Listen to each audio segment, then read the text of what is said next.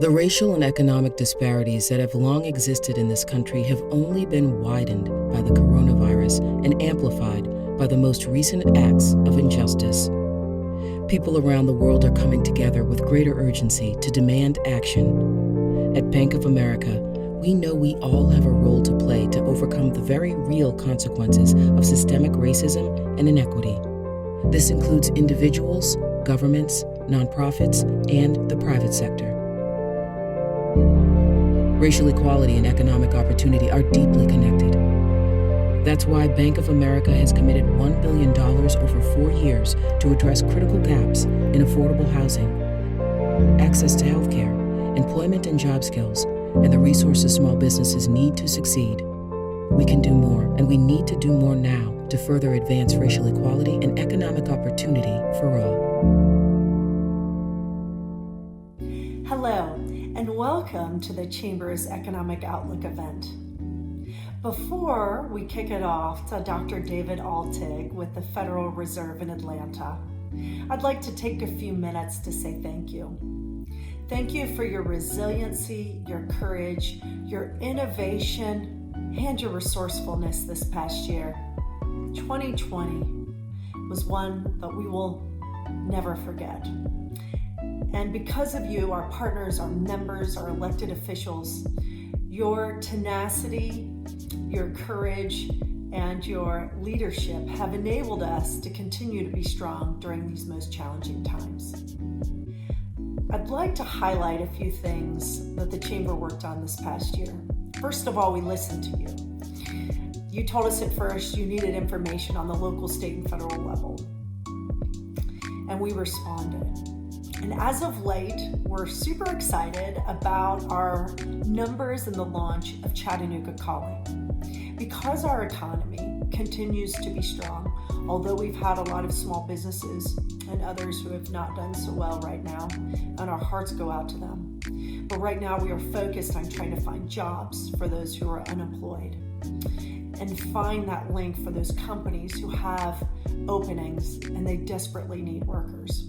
So Chattanooga Calling is about linking people who need jobs with companies who have jobs.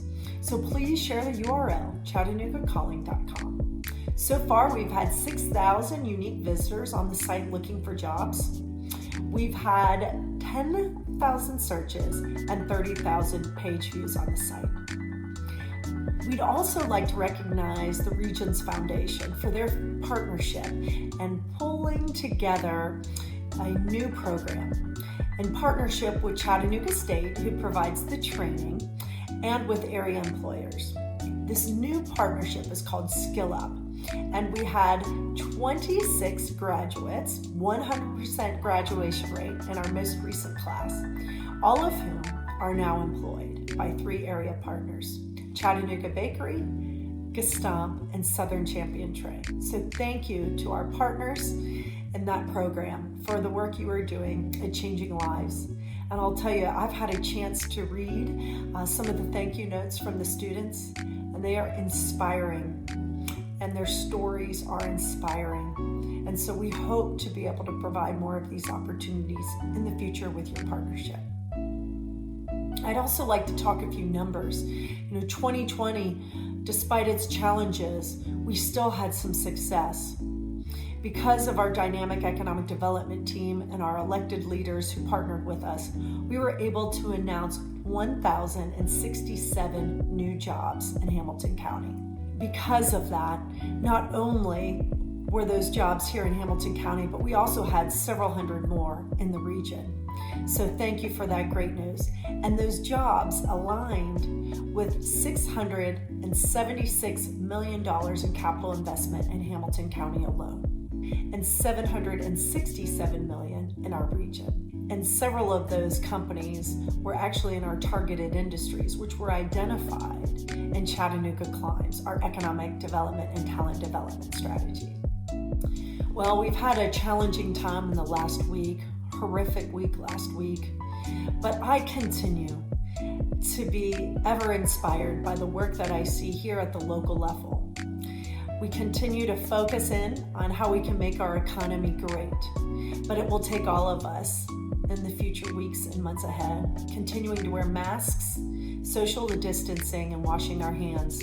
We know it's so important to keep our economy open, and we hope that you will partner with us and to enable us to do just that. So with that, thank you so much for your partnership and your friendship, and we wish you all the best in 2021. Please enjoy the program today. Good morning. It's my pleasure to join you, even in a slightly different way. First, let me say thank you to Christy Gillenwater for her leadership at the Chamber in this really challenging year. Let's address the number one economic factor in 2020, the pandemic.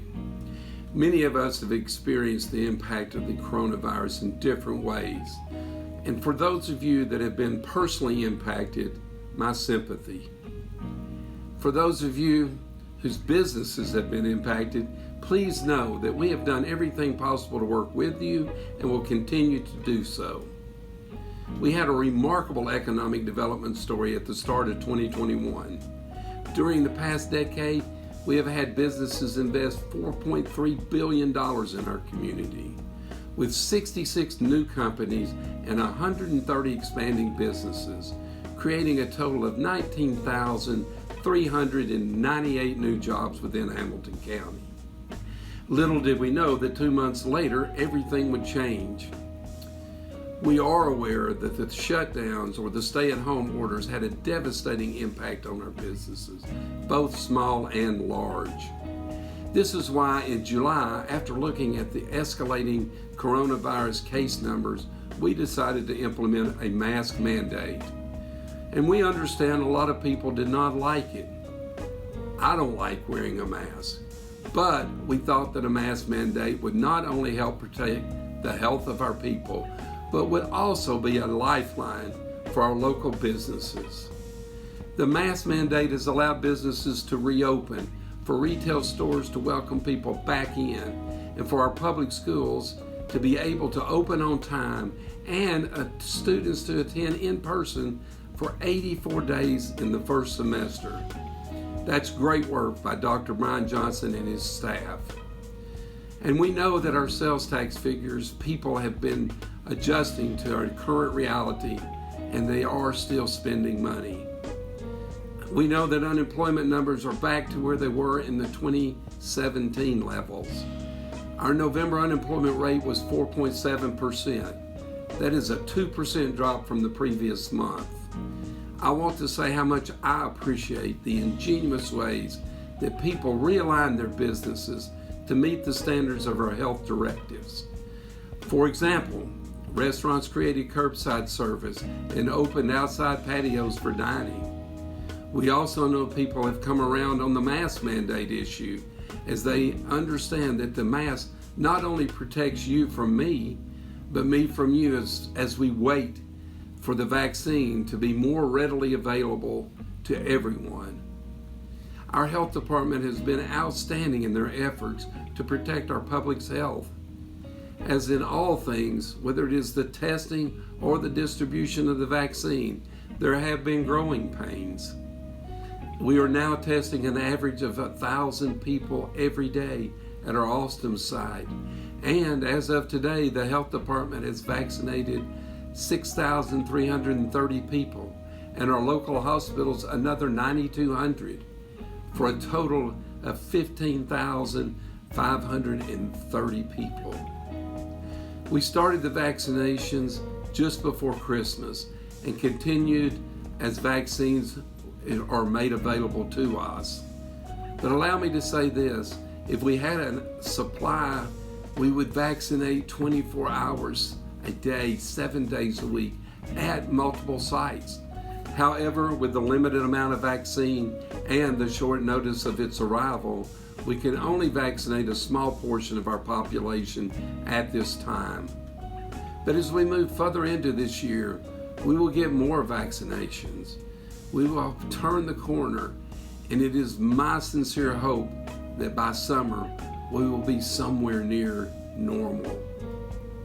As we move through these months, we will continue to bring economic development into this community. We have had some significant expansions in 2020 by Southern Champion Trade, Gestamp, and McKee Foods. We hope to announce more in the coming months.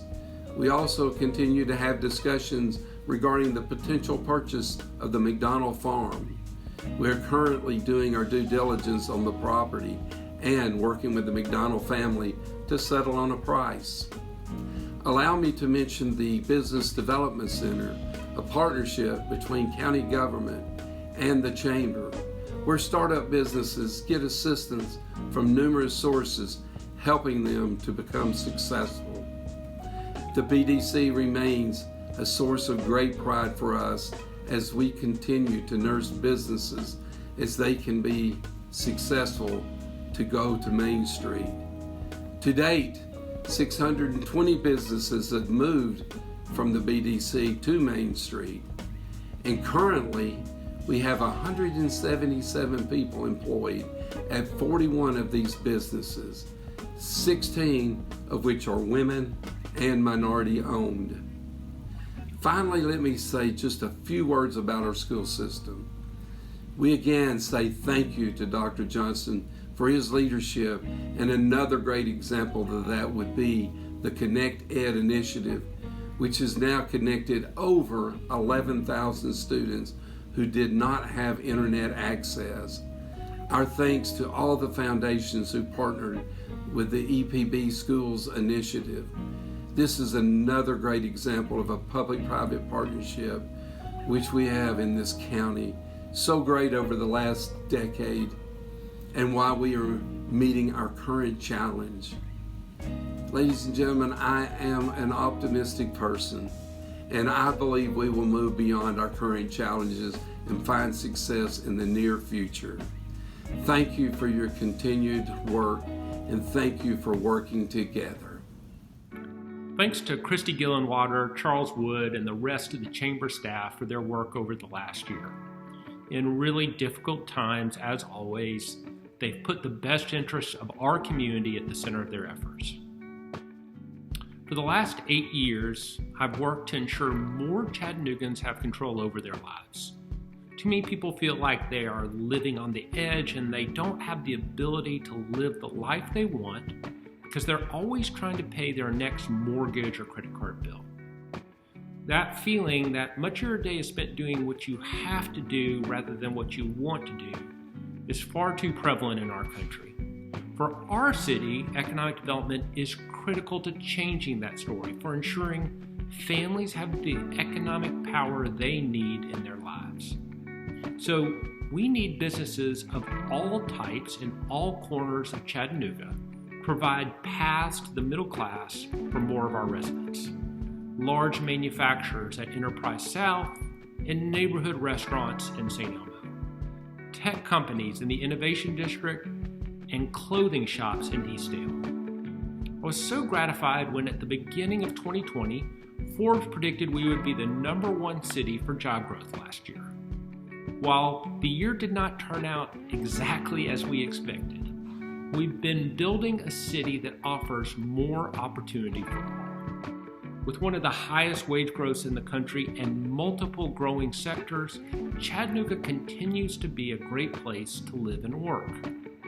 COVID-19 has challenged that for us and every American city.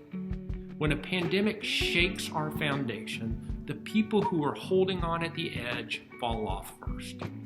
That's certainly what we've seen, and our service and hourly workers have been the hardest hit from the coronavirus.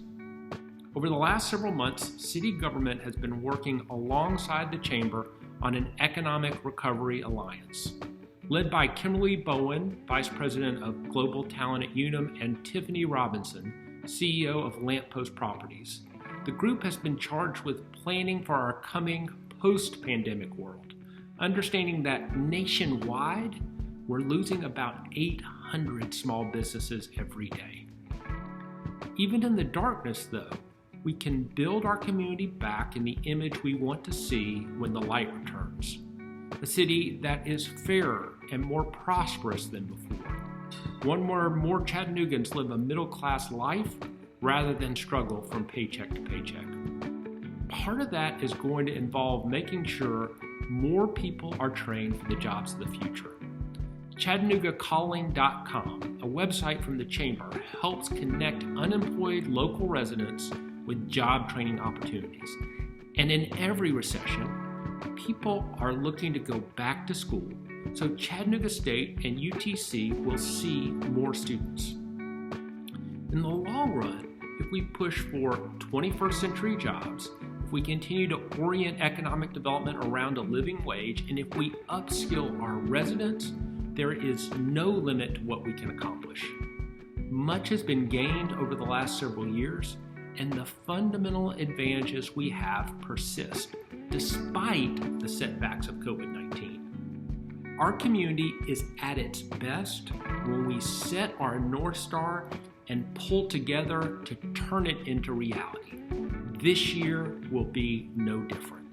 I wish each of you a healthy and happy 2021.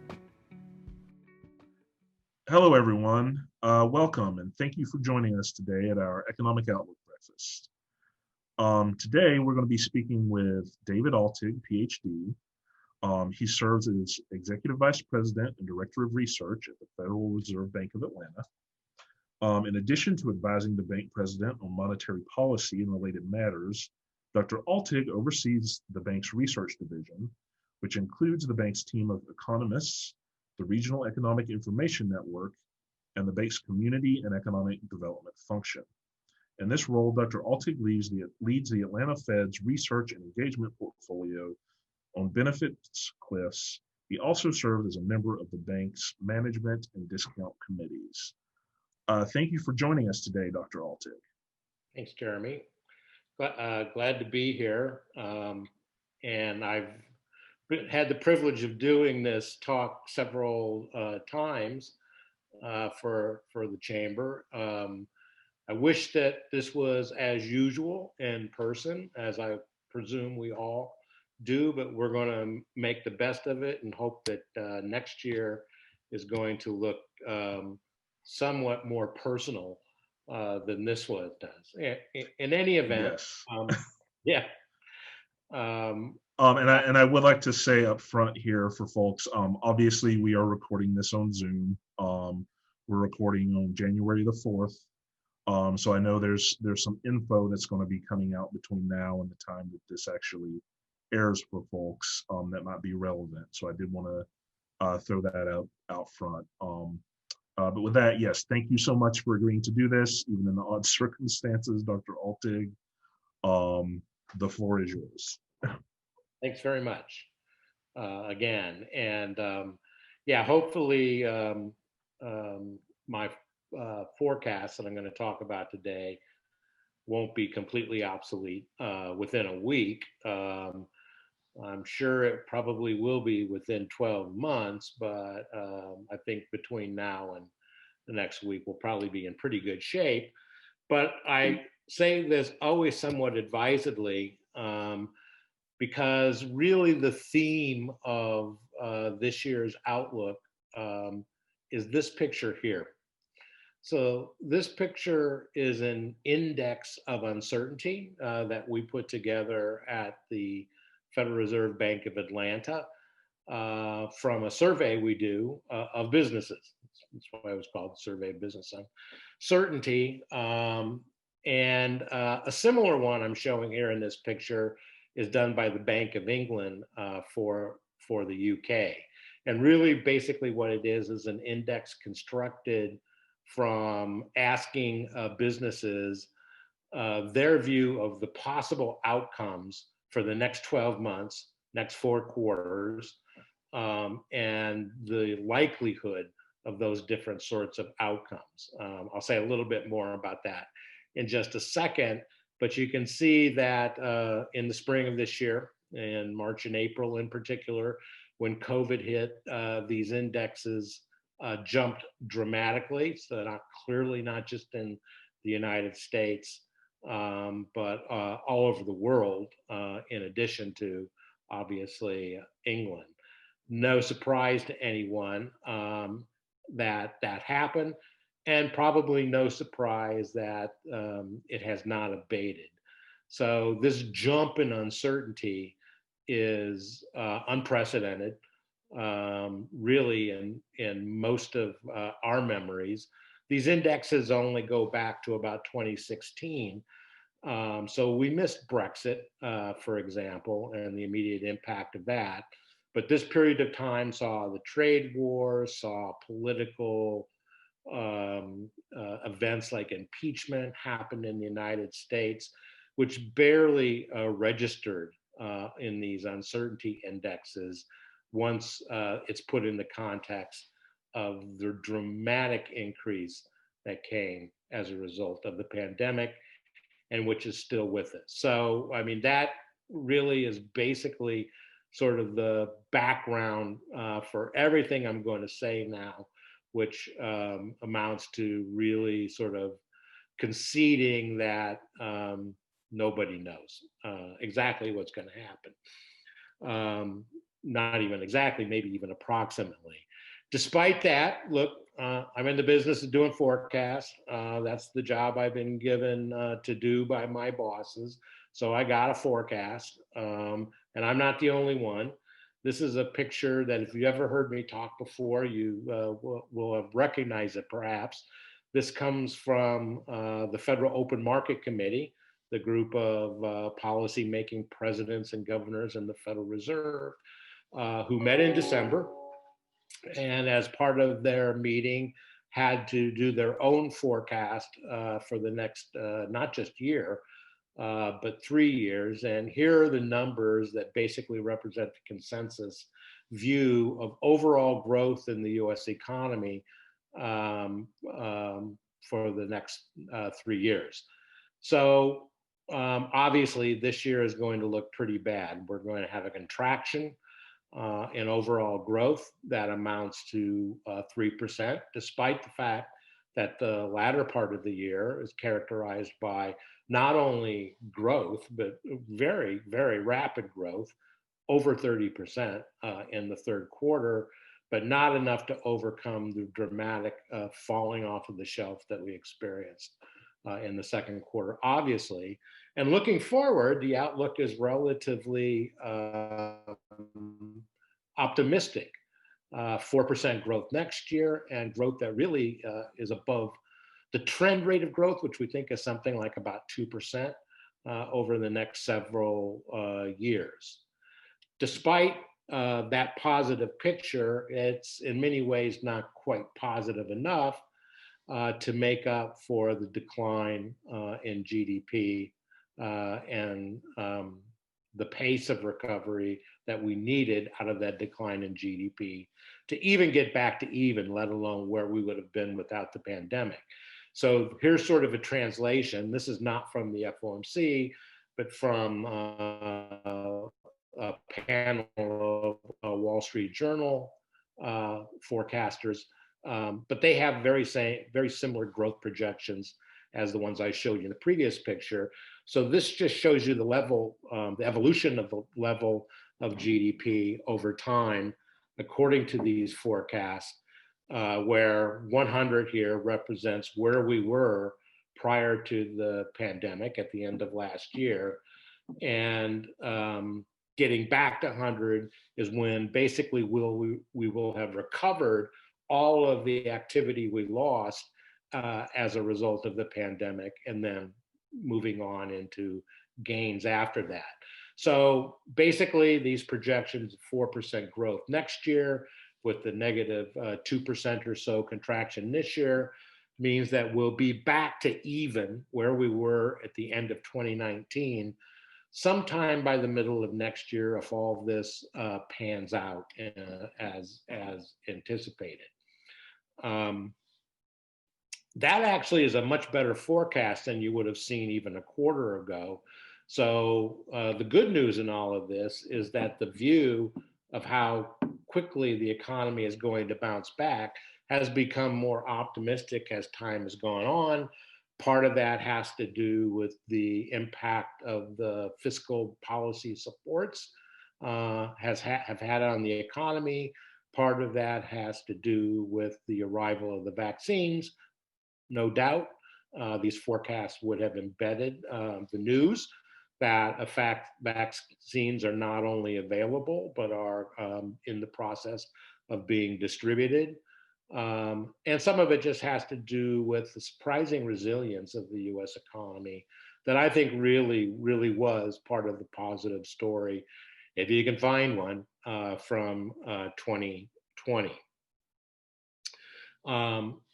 Here's another way to sort of look at that change in sentiment as we move from the beginning of the pandemic to the end of last year and where we sit today. So this again comes from this survey of businesses that we do.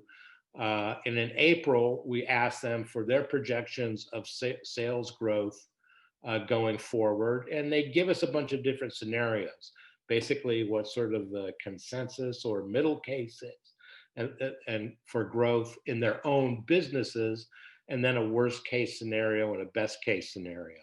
So you see back in April, the worst case scenarios were that in the neighborhood of a 20% contraction in sales for the year. And we're going to be nowhere in that range.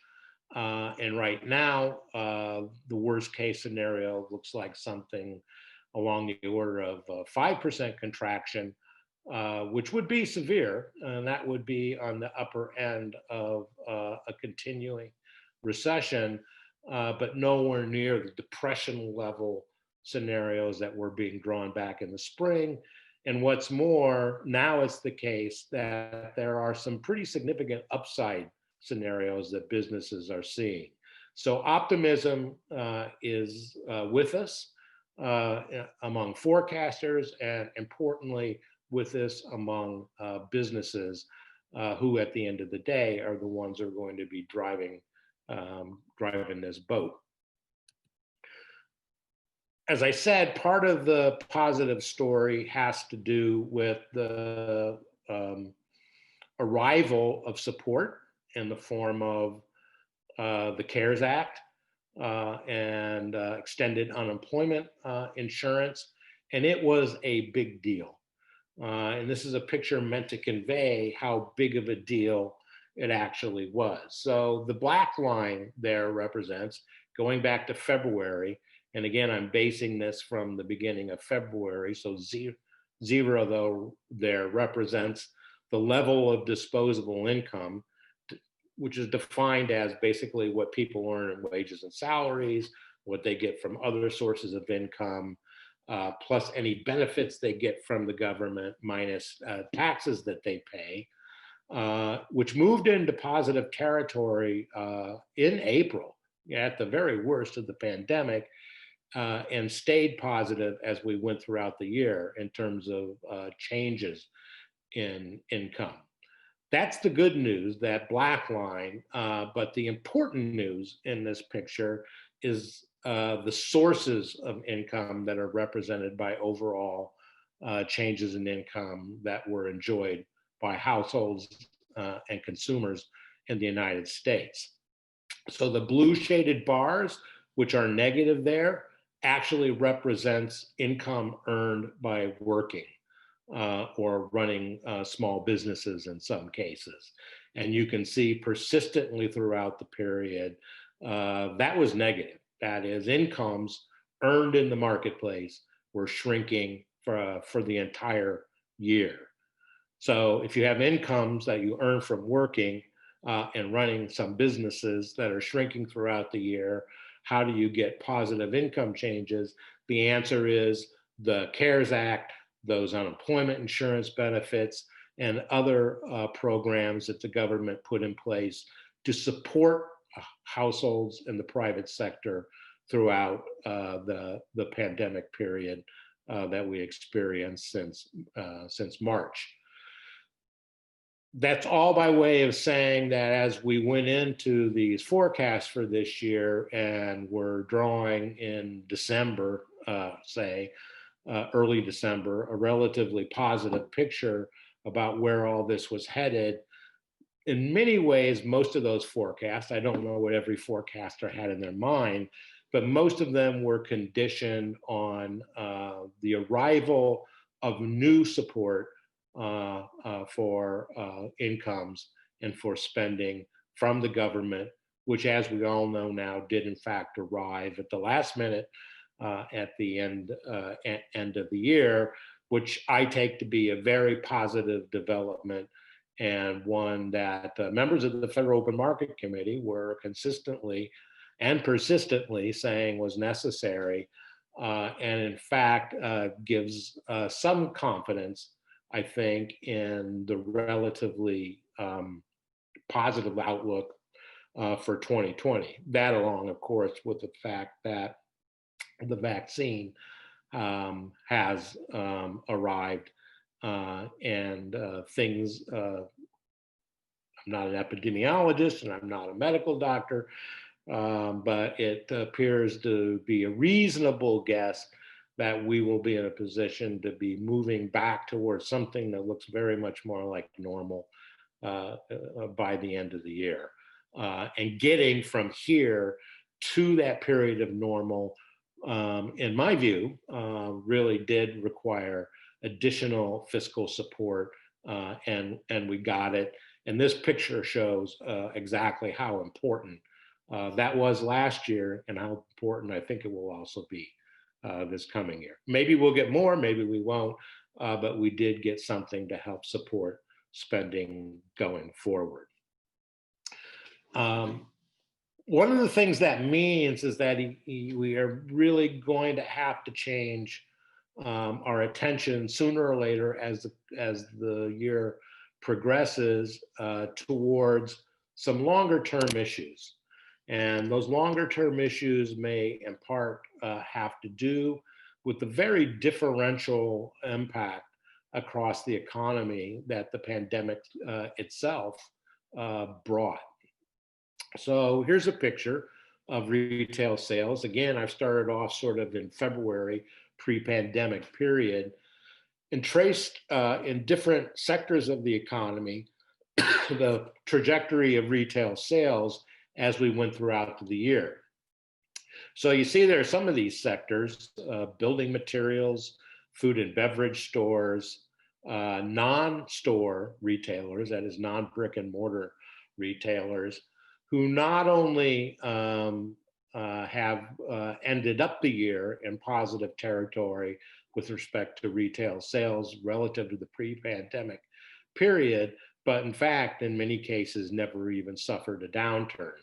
That in contrast to brick and mortar stores, food and service restaurants and bars, gasoline stations, all of the suspects that you might think and that you know struggled throughout the period, having a very much different experience. And still, none of the people in those pit sectors that I've described here have even gotten back to pre-pandemic levels or are moving in that direction. And this is one of the things that really have sort of where our attention is focused on as we think about the economy going forward, is how persistent or maybe even how permanent some of these changes in the underlying structure of the economy are going to be. And this is manifesting itself in some important way in the labor market. So here again is a bunch of different sectors, and this is basically about the employment experience in those different sectors throughout the economy. So in total, essentially we lost 16% of the jobs that we had as a result of the pandemic at the very beginning in between February and April of last year. And we've recovered about 60% of that.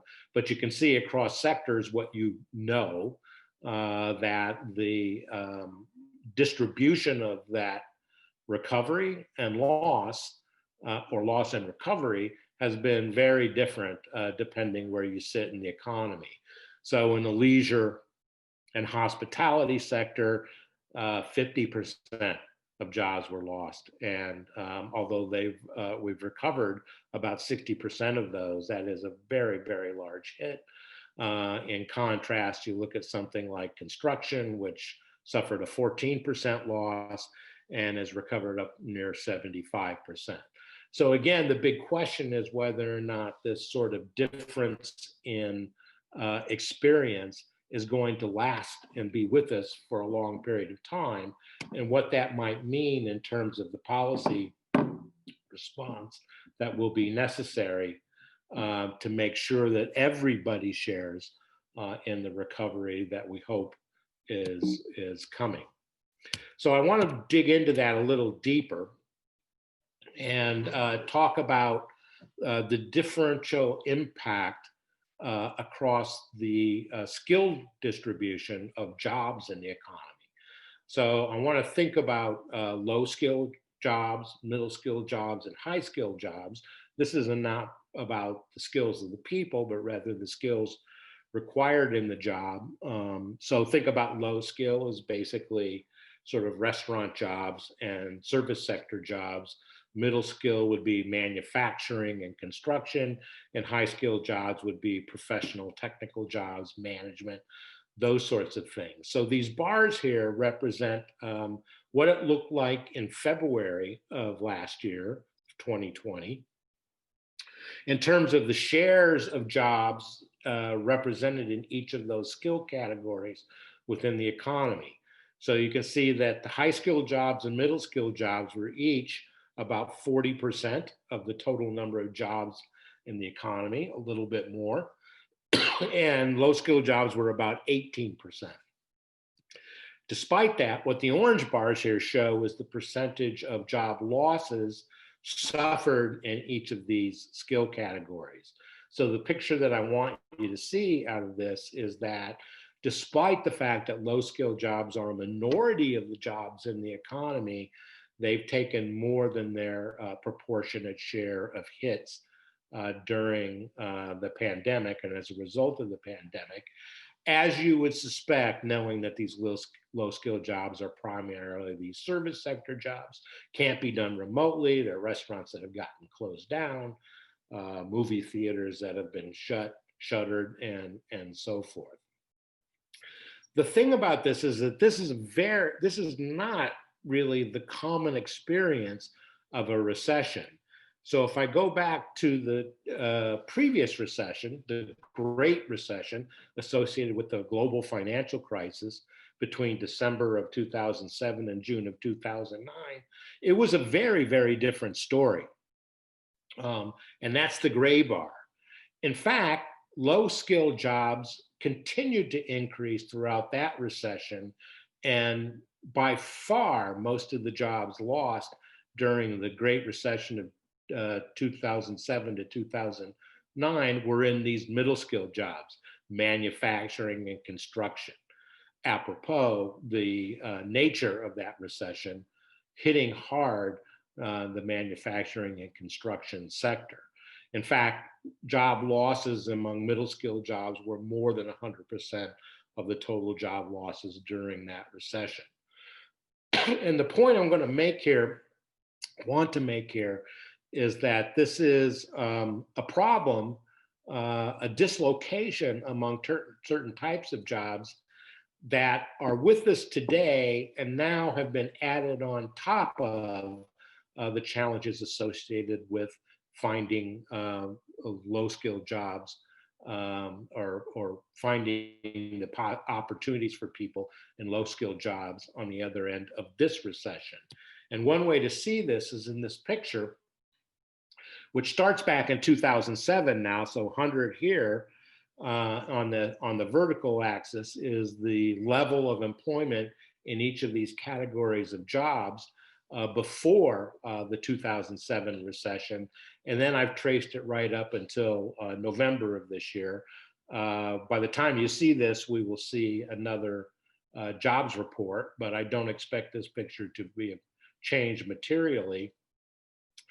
And you can see the blue line, that's the low skilled jobs. So the falling off of the cliff of the level of low skilled jobs and the number of low skilled jobs in the economy, which has not really changed or has not recovered completely. As you can see, we're not back to the level we're at. and actually was true of every category of jobs, but really very, very dramatically in those low skilled jobs. But the thing that really sticks out about this picture is that there was never really a middle skilled job recovery. And there was still a pretty sharp middle skilled job recession this time around associated with the pandemic. So my bottom line message here is there was a huge challenge in labor markets of skilling people up, getting people into the new types of occupations that are available for the new economy, whatever it might look like, that existed even before the pandemic, and now that problem has gotten even worse. So, and my last little message here is that one of the things that means is that efforts like Chattanooga Calling, development efforts aimed at workforce development and placing individuals into the jobs that will characterize whatever the economy looks like on the other side of this pandemic is just critically important. And I kind of commend everyone in Chattanooga for their efforts in this regard. And I just want to make one little point based upon some work that we do at the Atlanta Fed. And you've heard me talk along these lines before, if you've ever listened to one of my speeches before.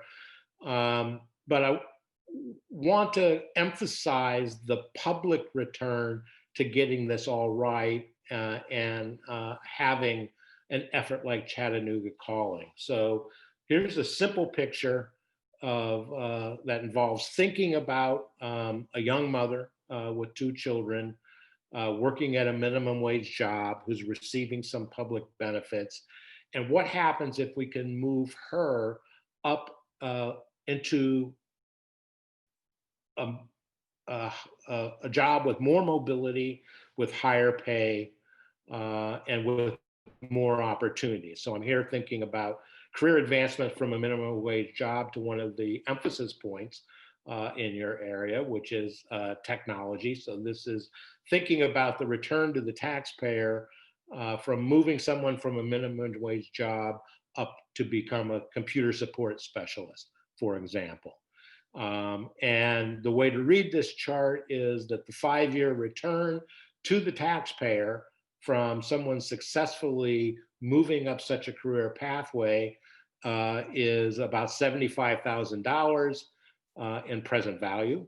The 10-year return, $150,000, and the lifetime return, $375,000 for one person moving into a better paid and higher opportunity occupation as a result of your workforce development efforts.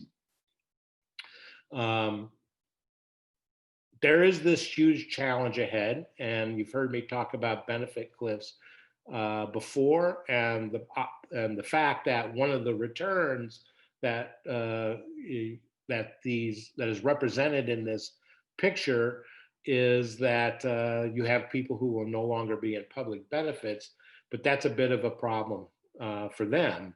So what I want to emphasize in my closing comment here is that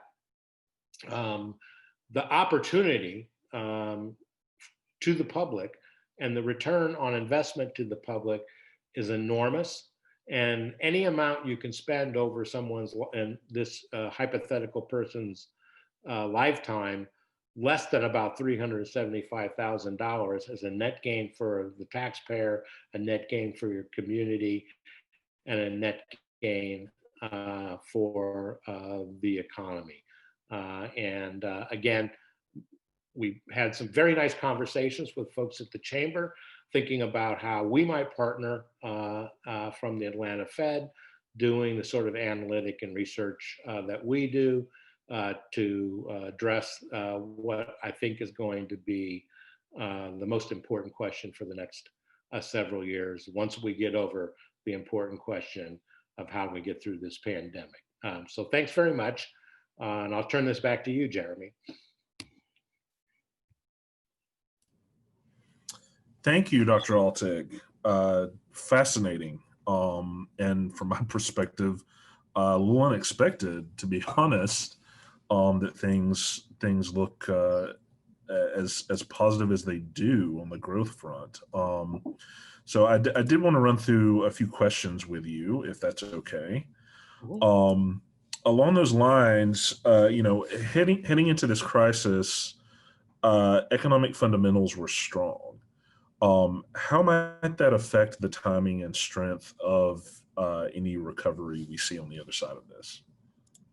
Well, I mean, I think one of the, one of the reasons that we were all surprised by how quickly the economy began to bounce back from the pandemic was, in fact, we were in a very good place prior to the pandemic. All of the weaknesses and imbalances that you typically see around the time of recession were simply absent. Consumers weren't over indebted, businesses weren't over indebted. The government had a lot of debt and got a lot more as a result of this.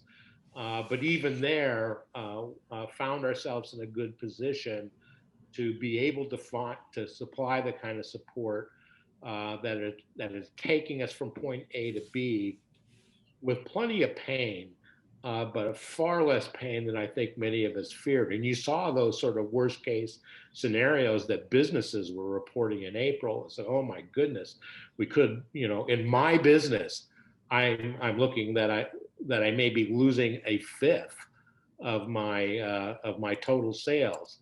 And nothing like that materialized. And I think that has to do with we entered this, thankfully, from a position of strength and resilience. Okay. And you mentioned up top, the difficulties of being a prognosticator, especially right now, with how fluid everything is. Um, are you and the Fed watching closely for signs of recovery or more stalling out in the economy? Oh, for sure. I mean, we're always watching for that. Part of it, of course, is that the usual economic forces are not the big picture. The big picture are have to do with things that we have zero expertise in, and that is, the course of the virus. The policy response to the virus, of course, is important, but even from the point of view of monetary policy, that's largely out of our control as well, and even out of the control of the usual sorts of policy decisions that get made. And I'm thinking about things like shutdowns and decisions to open the economy and the pace at which you do it. So we are, like everyone else, in very, very unfamiliar territory. I guess for the most part, the fortunate part has been the biggest surprises have been positive and not negative as we've traversed through this. The big unknown right now is the vaccine, of course. But I would add that to the upside risk to the economy and not the downside risk. So that's much better. That's much better than we felt, 8 months ago. Okay. And thank you for the shout out to Chattanooga Calling, by the way. That is appreciated. Sort of along those lines, you and your staff gather a great deal of information from people on the ground, business and civic decision makers, bankers, nonprofits, business owners. What are you particularly interested in learning from your contacts in Chattanooga right now? Yeah. So in the near term, I think the important questions for us are the ones I alluded to earlier, which is we know that, for example, there are certain parts of the economy, retailers of all sorts, that have taken a very large hit. And it's important for us to know whether or not there is likely to be a sharp return to something that looks like normal when activity and mobility across the economy sort of gets back to normal. So we are sort of struggling to kind of understand how much of the damage that we've experienced over this year can be repaired quickly and how much cannot. And, you know, it's not just retailers, of course. If you think about something like commercial real estate, you know, what is remote work going to look like going forward? And what's that going to do to the demand for office space? Those sorts of questions are absolutely critical to us. And it's important for us that we continue to get feedback as we go throughout this year. And in particular, as we contemplate what happens when the economy really begins to open up in earnest, how fast can we recover, or how slow are we going to have to suffer through the after effects of the pandemic? Okay. And I know we've partnered with with you folks at the Atlanta Fed a few times on getting surveys out to our membership and stuff like that. So this just kind of underscores how important that is for Yep. for folks to respond and give us that data when that goes around.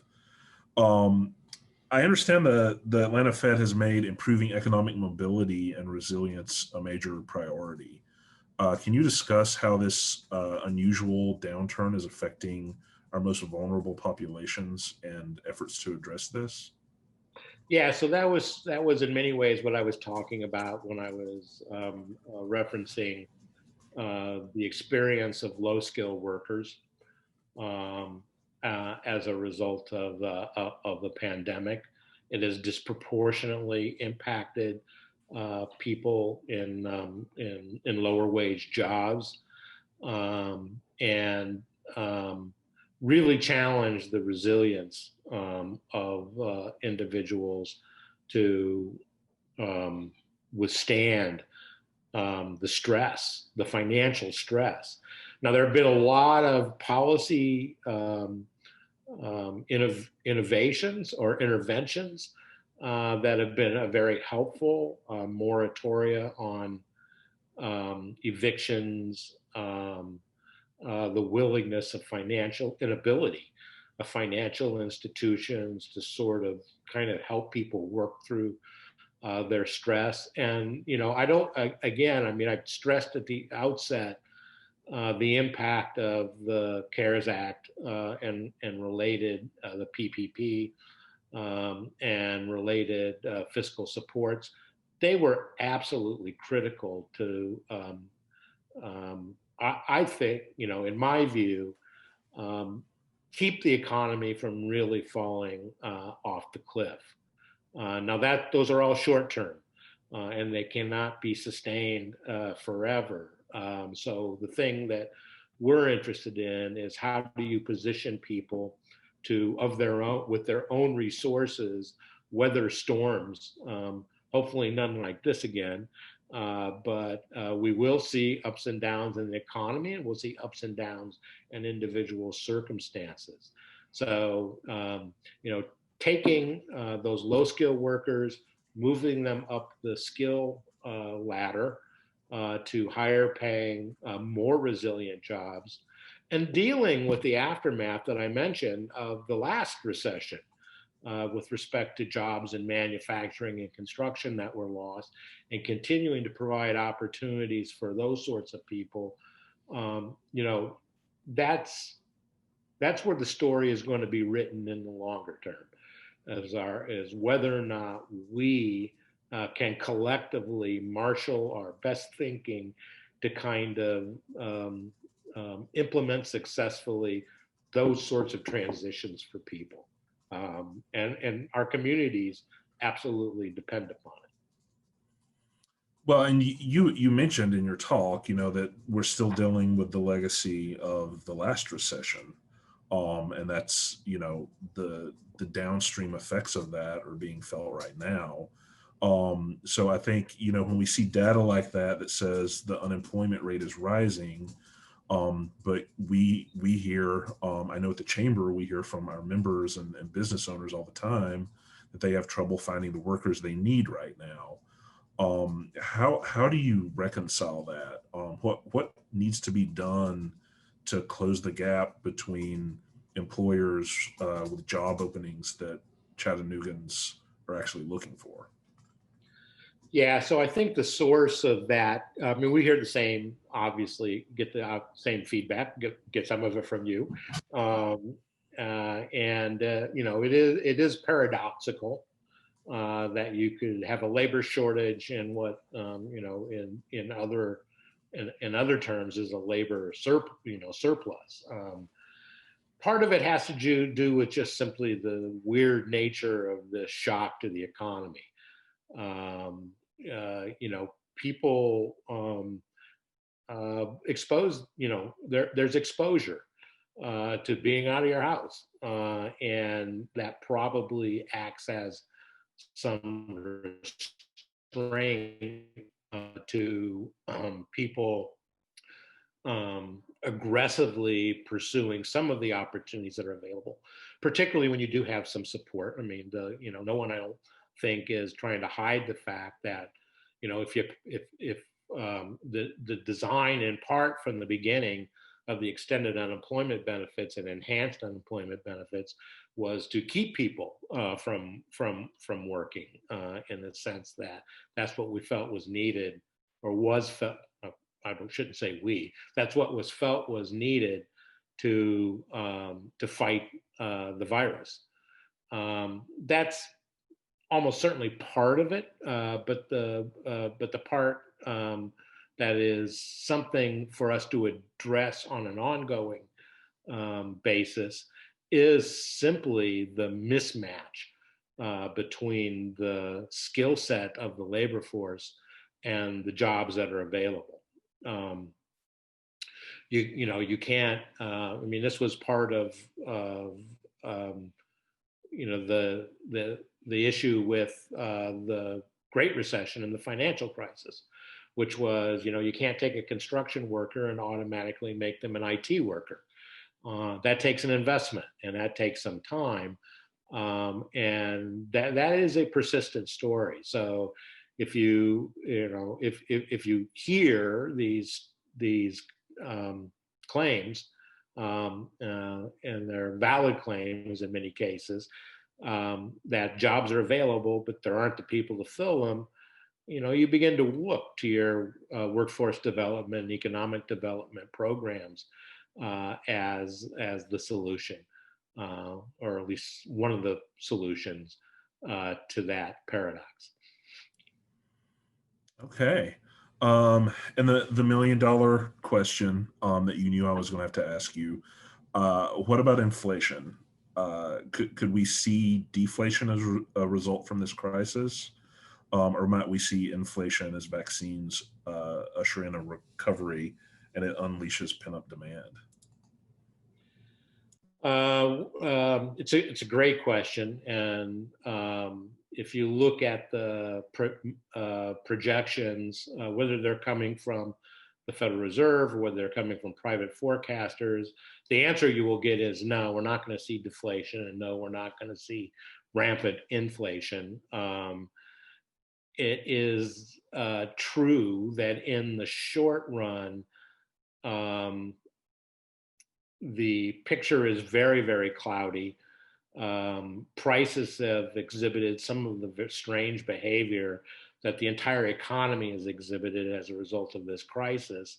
Again, if you think of, their zero, demand just falling off of the cliff for some sorts of things, and demand accelerating rapidly, for paper towel and toilet paper, whatever it might be. I mean, those things those things are pandemic driven anomalies, and have made it very difficult to read the tea leaves about inflation.